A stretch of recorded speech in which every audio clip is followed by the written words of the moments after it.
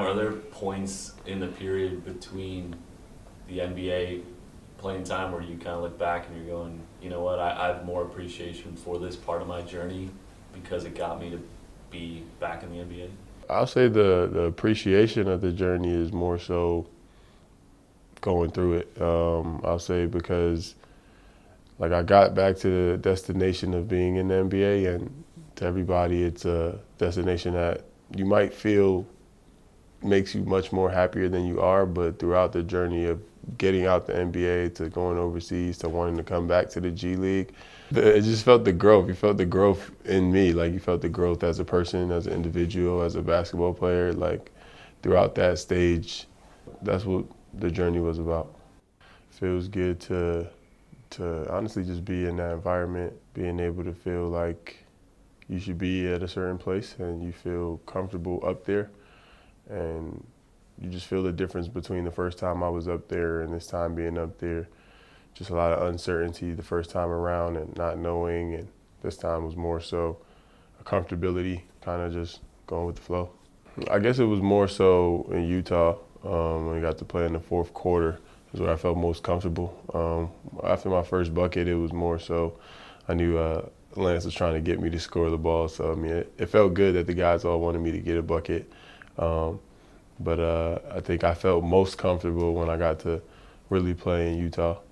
The expectations that everybody wants for coming back to the G League is you expect to want to get a call up, you expect to be seen by a bunch of NBA teams, and you're here trying to balance all of that out. You're trying to balance getting a call up, you're trying to balance winning games, you're trying to balance your performance, you're trying to balance, depending on your role, your relationship with the guys. It's a lot. The different lineups, the different players coming in and out. Yeah, you really have to find enjoyment in doing it. That was the best mental approach for me, because if I was in it doing it to be in the NBA, or if I was in it doing it to find a ending goal for the results or the amount of play or the way I played, if I were to do it for that, I'd probably 8 times out of 10 disappoint myself. So I felt like I had to just come in, enjoying the game, enjoying being in here, enjoying every step of the way, every drill, every conversation. It was just, you had to come in and literally find your own joy in doing it.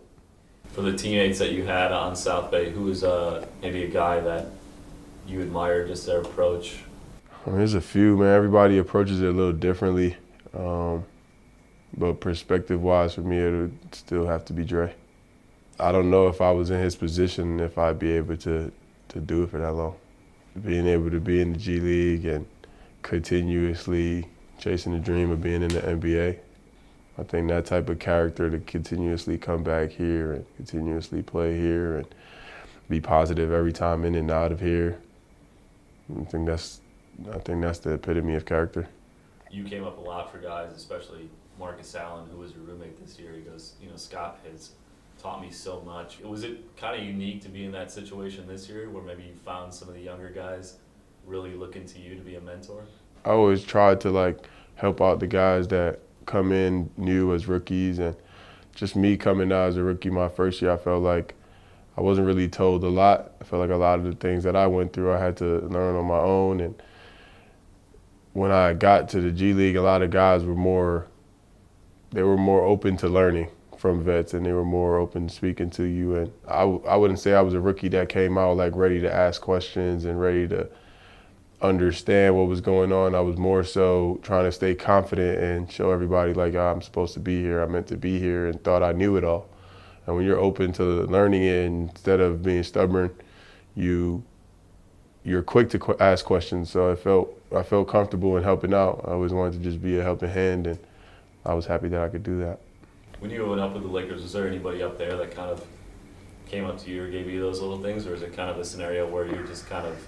I mean, now that I grew up, I knew I had to ask questions. I knew I had to show a sense of confidence that I want to be up there and that I should be up there. But at the same time, I knew there were people there that had won championships in the past, came from big caliber teams and are great players overall.